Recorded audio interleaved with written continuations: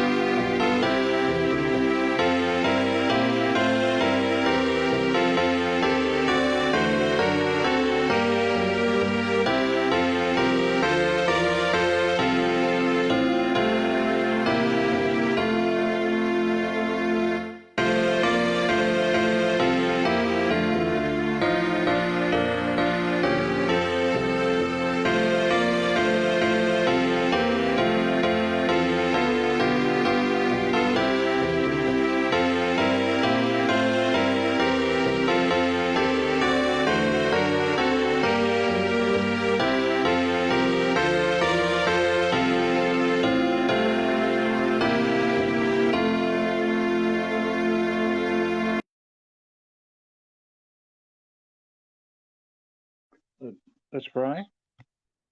Dear Father in heaven, thank you, Lord, that we can come to you in this evening prayer meeting.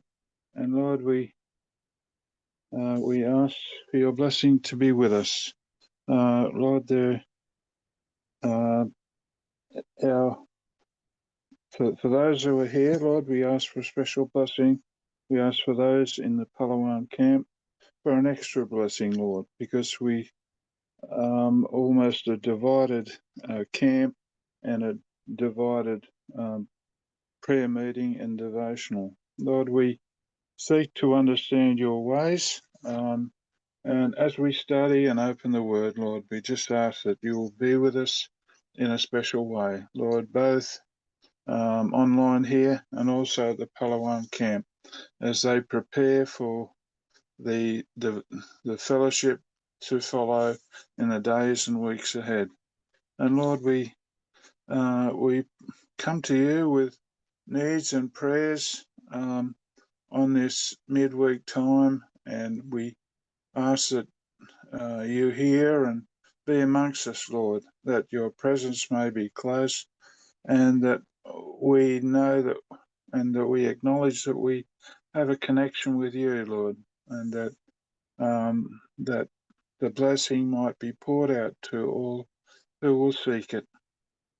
Lord, thank you for your promises that you will dwell amongst us. So we pray for the speaker and for our understanding as we go forward this evening. We pray in Jesus' name. Amen.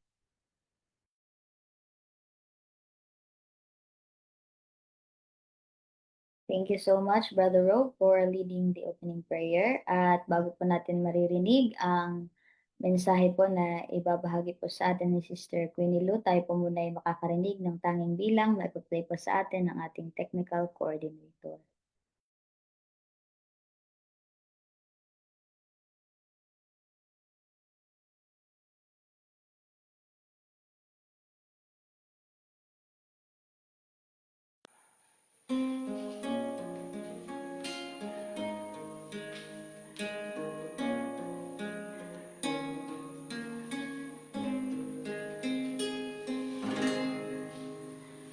Our Father,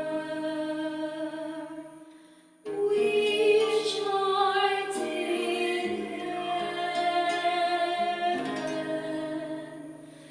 hallowed be thy name. Thy kingdom come,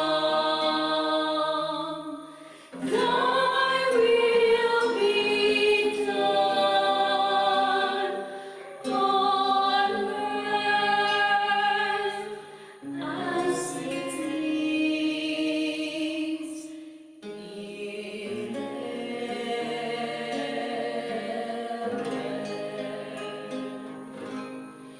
Give us this day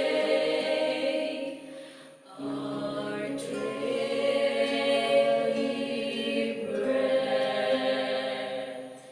and forgive us our debts as we forgive our debtors. And lead us not into temptation, but deliver us from evil.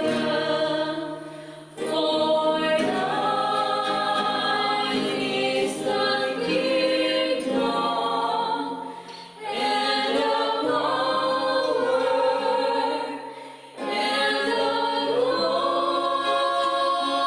glory forever.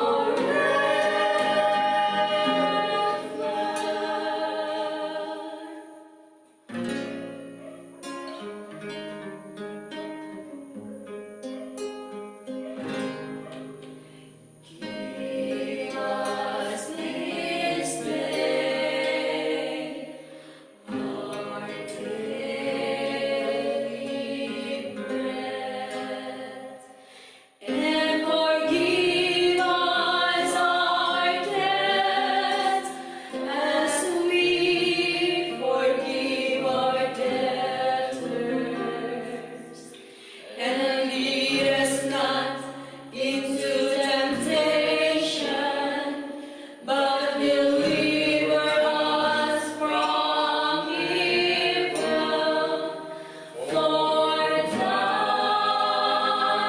is the kingdom, and the power, and the glory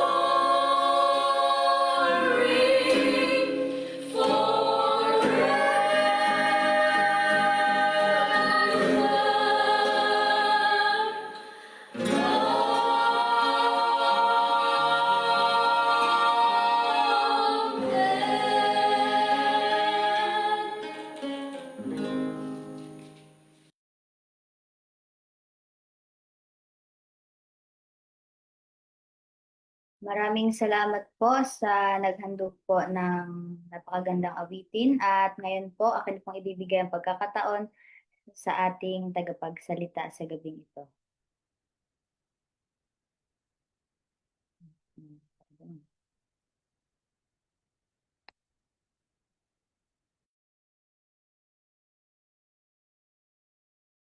Maayong gabi o magandang gabi po sa inyong lahat.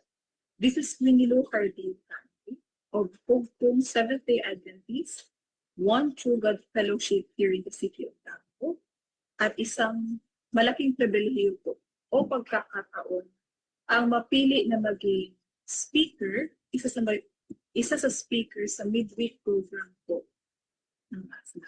Isang karangalan po sa akin na mapili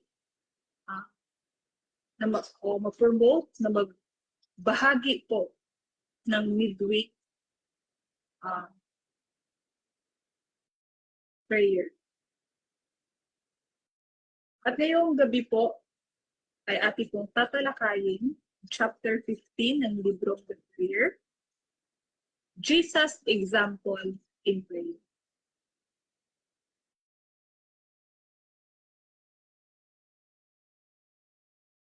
Dito po sa Counsels on Diet and Food, page 51. Ang sabi po dito, if the Savior of men, with his divine strength, felt the need of prayer, how much more should feeble, sinful mortals feel the necessity of prayer, fervent, constant prayer. When Christ was the most fiercely beset by temptation, he ate nothing. He committed himself to God, and through earnest prayer and perfect submission to the will of his Father, came off conquered. Kung ang ating Redeemer po, ang kaisa-isang anak ng Diyos na si Hesus Kristo, with his divine strength, felt the need of prayer, then how much more us, or we, sinful mortals, feel the necessity of a fervent, constant prayer. So sa panahon po na si Christ, at the time, even at the period, at the point sa wilderness, temptation in the wilderness, his visage was so marred, more than the sons of men. He felt that time the need of a fervent communion with God. And even at the period sa kanyang Gethsemane experience, during the period of his last supper, Christ was found to be in communion with his. So those who profess the truth for these last days, above every other class of professed Christians, should imitate the great exemplar in prayer. For Christ is our great example in prayer. May passage po sa The Great Controversy na nagsasabing, a faith that will endure weariness, delay, and hunger. Ang magkaroon po ng faith that will endure weariness, that will endure delay, that will endure hunger. Dito sa Desire of Ages, pages 362 to 363, come ye yourselves up. He bids us. Nananawagan po sa Hesus Kristo to come ourselves apart.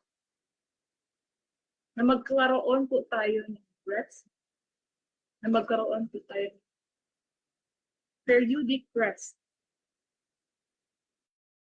para makabahagi po tayo ng communion. He bids us, if we would give heed to his word, we should be stronger and more useful. The disciples sought Jesus and told him all things, and he encouraged and instructed them. If today we would take time to go to Jesus and tell him our needs, we should not be this. Kung paano po si Hesus Kristo, nung andito pa siya sa lupa, sa kanyang mga disipulo, ganun din siya sa atin ngayon. And doon siya in the most holy of holies, the Son of Man into the Holy of Holies through his divine presence, his Spirit. He is being near unto us. Kung paano siya dito sa lupa, sa kanyang mga disipulo, ganun din siya sa atin.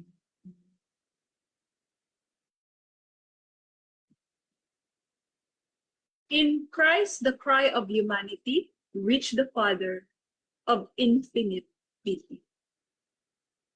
So kang Kristo Jesus, the cry of humanity reached the Father of infinite pity. Because who is like unto thee, who is like God, into the Holy of Holies, one like the Son of Man, mediating between God and man. As a man, he supplicated the throne of God till his humanity was charged with a heavenly current that should connect humanity with divinity. Ito din yung kinakailangan natin. Through continual communion, he received life from God that he might impart life to the world. His experience is to be ours. Kung ano ang nag-experience ni Jesus Christ, especially sa gospel dispensation na in the midst of the week, ganun din dapat sa kanyang mga followers.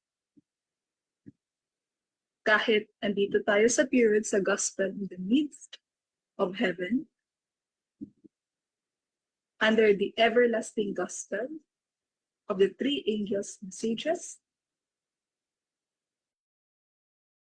his experience is to be ours, and it is a privilege na ma-experience natin ang experience ni Jesus Christ nung nandito pa siya sa lupa.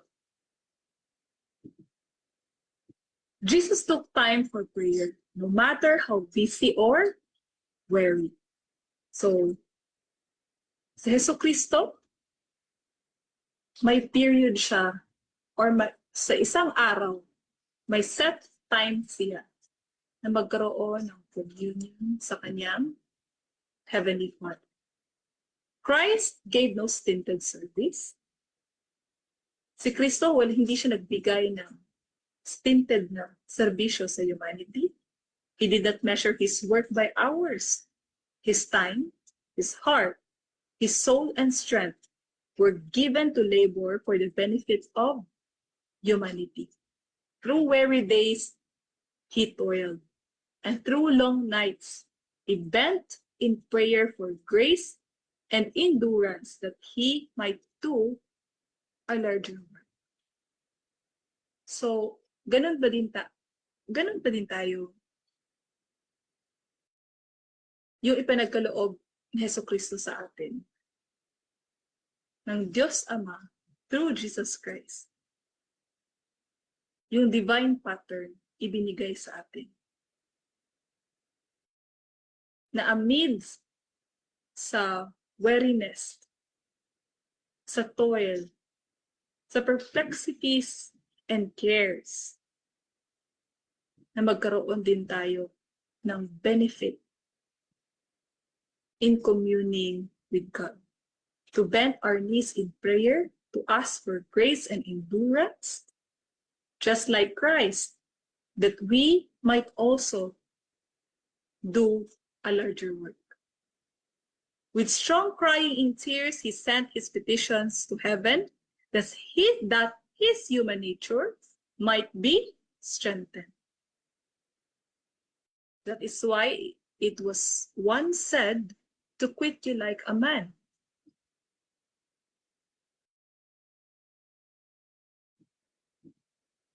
Fight manfully the battles of the Lord.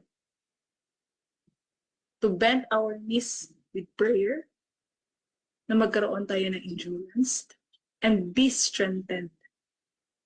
Ang sabi nga sa Philippians, that let this mind, the mind of Christ, be in us, that he might brace to meet the wily foe in all his deceptive workings, and fortified to fulfill his missions of uplifting humanity. To his workers, he says, I have given you an example that you should do as I have done. So binigyan po tayo ng ehemplo kung paano si Jesus Christ nag-work. Especially Jesus Christ himself being an example in prayer.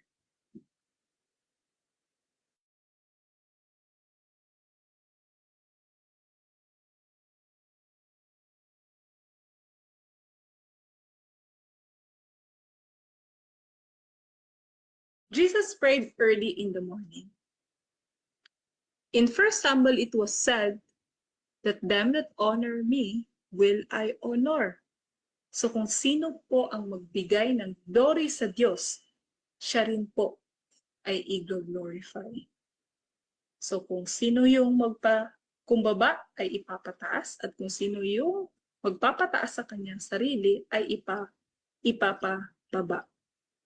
So Jesus prayed early in the morning. So the early morning often found him in some secluded place, meditating, searching the scriptures, or in prayer. With a voice of singing, he welcomed the morning light. With songs of thanksgiving, he cheered his hours and brought heaven's gladness to the toil-worn and disheartened. Kaya nga na hindi maganda na umpisahan yung araw na hindi tayo nagkakaroon ng private communion with God. Guard jealously your hours of prayer. So, dito naman, sa Thoughts from the Mount of Blessing, mababasa sa page 84, that Jesus had specific places for prayer. Have a place for secret prayer. Jesus had select places for communion with God, and so should we. Kung ang Diyos, kung si Hesus Kristo, may selected place siya for communion with God, so should we. Sa panahon sa ancient Israelites, meron din sila sa kanya-kanyang bahay na placed or closet para sa pag-worship. A closet for prayer and worship. Isa yan sa mga statue na ibinigay o ni Moses, ng Diyos through Moses sa ancient Israelites. Nasaka sa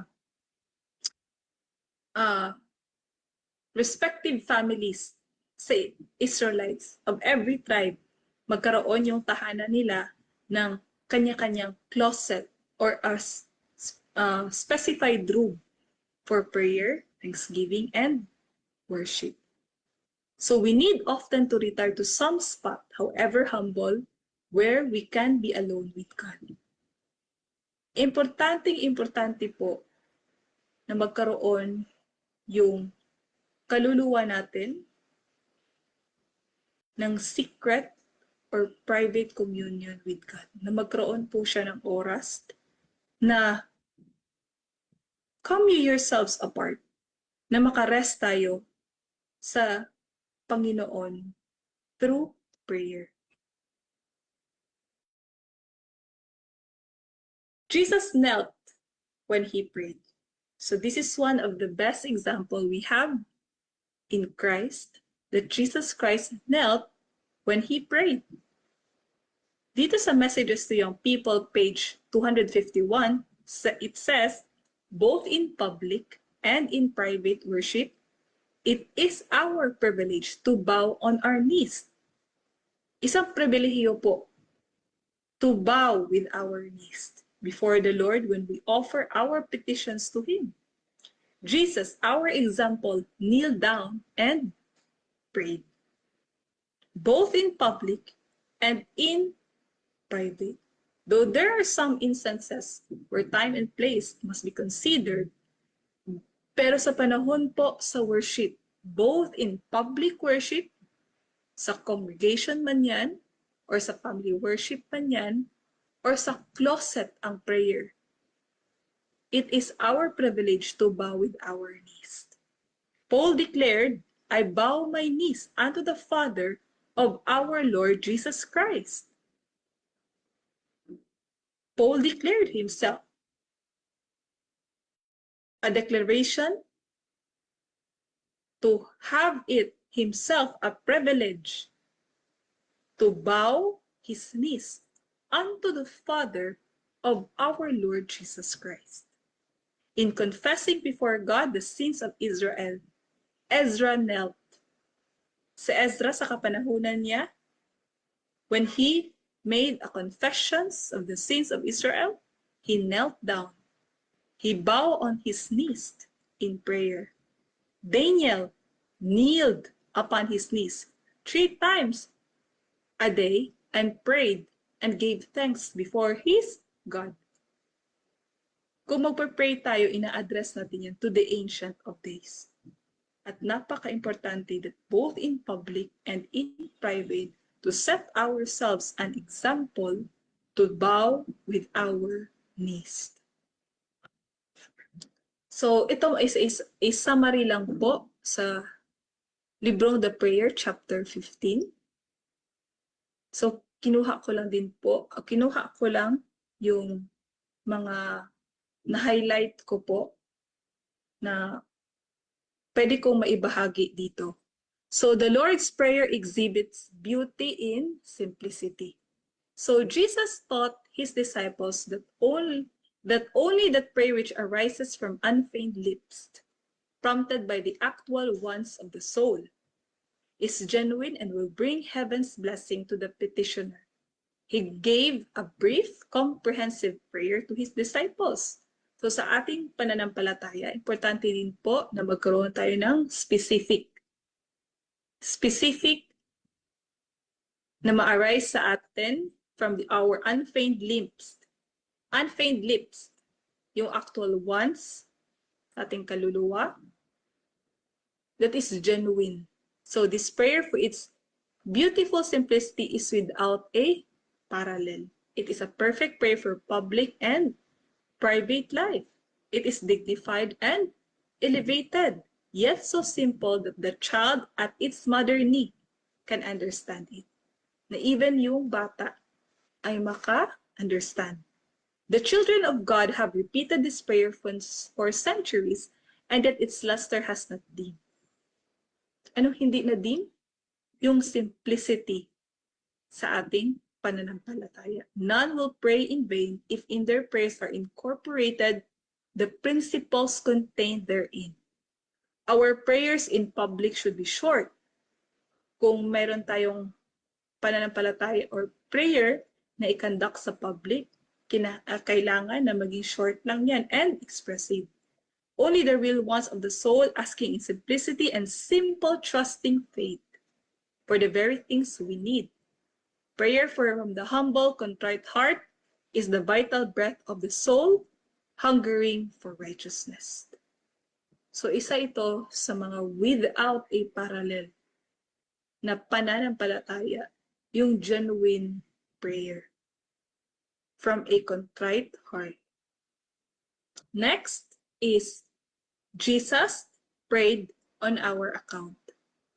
So I guess this is the last slide that I will be presenting. So Jesus prayed on our account. Jesus was often weary from incessant toil. Halos wala po siyang pahinga. And self-denial and self-sacrifice. Ano raw? Jesus was often weary from incessant toil, self-denial, and self-sacrifice to bless the suffering and the needy.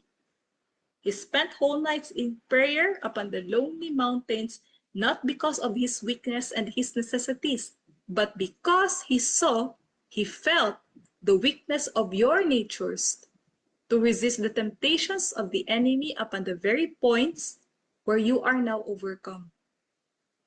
So, sa Jesus Christ, especially, dun sa chapter 17 of the book of John, John 17 verse 3 says, "And this is life eternal, that they might know thee, the only true God, and Jesus Christ whom thou hast sent." Dun sa kaniyang pananampalataya, sa whole chapter of John 17, yung counsel of peace was made known. Ang sabi dyan ni Hesus Kristo sa kaniyang Ama, ang address niyang ibinigay are, "O Father, Holy Father, and Righteous Father." Isa sa pinaka heart of the matter sa kanyang prayer sa John chapter 17 is the unity among the 12 brethren.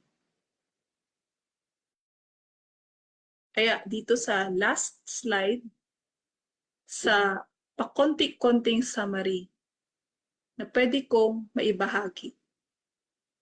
Dito sa key point concerning Jesus prayed on our account. He did not simply pray because of his weakness or of his necessities, but because he saw, he felt the needs of humanity.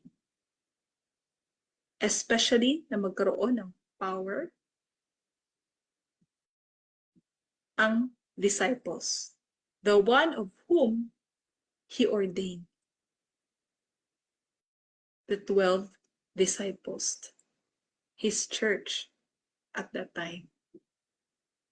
Yung isa sa mga prayer na ibinahagi niya is the unity among the 12 brethren that would on some point represent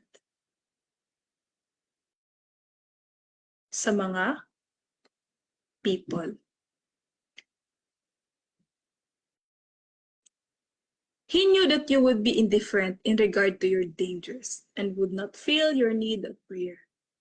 It was on our account that he poured out his prayers to his Father with strong cries and tears. So dito po sa librong The Prayer, chapter 15, that Christ, sa panahon na nandito siya sa lupa, when he uttered those words in parable, in rebuke, in counsels, and in messages. Sa panahon po na nandito yung ating Redeemer, tumatagos yung mga words niya hanggang sa maraming henerasyon. And when he prayed, at the time when he was here on earth, he also prayed on our behalf. So ito po ang aking maikling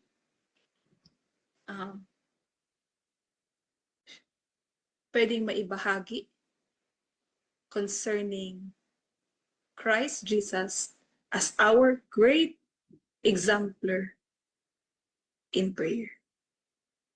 Yan lang po at maraming salamat. God bless us all.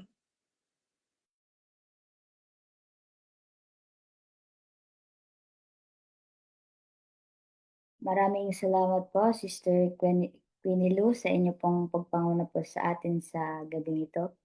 So, napakaganda po ng ating pag-aralan sa gabing ito. Muli po tayong pinapaalalahanan na doon nga po sa first slide, sinabi na kahit si Kristo na anak ng ating Ama na nasa langit ay hindi siya lumimot na makipag-usap sa kanyang Ama na nasa langit nung siya po ay nandito pa sa sanlibutan. Kaya po, kahit naging tao man siya na namuhay dito sa sanlibutan, kinuha niya pa yung pinakamababang uri ng tao, para hindi niya kinuha yung buhay ng isang hari dito sa sanlibutan or prinsipe, ngunit isang hamak na kagaya natin na mababang uri lang din. At siya po'y namuhay dito sa sanlibutan at na-overcome po ang lahat ng temptations na ibinato sa kanya ni Satanas. It's because hindi po siya lumimot na makipag-usap at tumawag sa kanyang ama palagi. At doon nga po sa second slide, sinabi na hindi siya, ni minsan ay hindi siya tinamad or hindi siya nawalan ng gana na makipag-usap or tawagin ang kanyang ama na nasa langit. Kaya po, Christ is tempted in all points as we are, yet He lived without sin. Dahil yun po ang kanyang ginagawa na yun po yung nakakalimutan natin minsan na makipag-usap sa ating Panginoon na andun sa langit upang tulungan tayo sa kahit anumang pagsubok na ah, inilalagay or kahit anumang temptation na inilalagay ng kaaway sa harapan natin. At naway subukin po natin na alalahanin palagi na makipag-usap sa ating Panginoon sa kahit anong mood ba meron tayo, kung masaya man tayo, galit man tayo, malungkot man tayo, or sa kahit anong emotions na nararamdaman natin, ay huwag po tayong lumimot na makipag-usap sa ating Panginoon. At ngayon po, tayo na po'y dumako sa ating closing song at susundan naman po yan ang closing prayer ng ating pong tagapagsalita.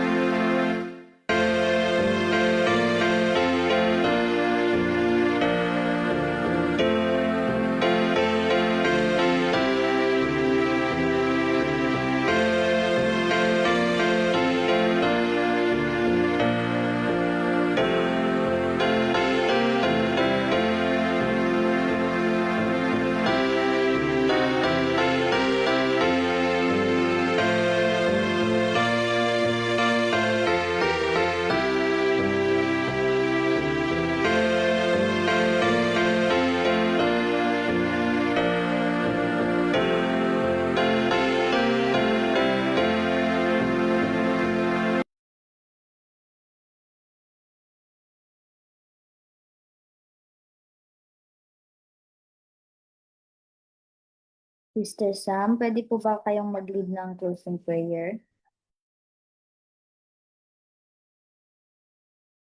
Tayo po ay manalangin. Let's pray. Our Father in heaven, thank you for the wonderful day that you've given unto us and for guiding us again the whole day and for protecting us and for gathering us again this evening as we had our devotional this evening. And please continue to help us to apply the message that we have heard and learned into our hearts and our minds so that we may show it the people who are around us and that we may become children that you would like us to be. Father, we also ask for forgiveness for the sins that we have done the whole day. Please forgive our sins that we have thought, we have might said, and we have done. Please also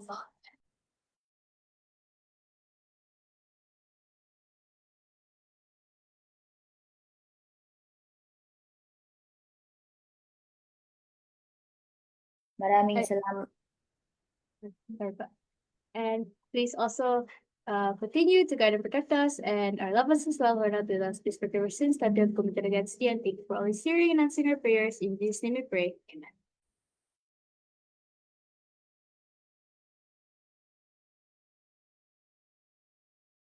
Maraming salamat po, Sister Sam, sa pag-lead po ng ating closing prayer at maraming salamat din po sa nagbahagi ng message sa gabing ito. At naway ang mga mensahe na ating narinig ay tumimo po ng malalim sa ating puso't isipan at naway makita po ito sa pang-araw-araw nating pamumuhay upang makita po ng sanlibutan ang liwanag na nasa atin. Ito po ang aking panalangin.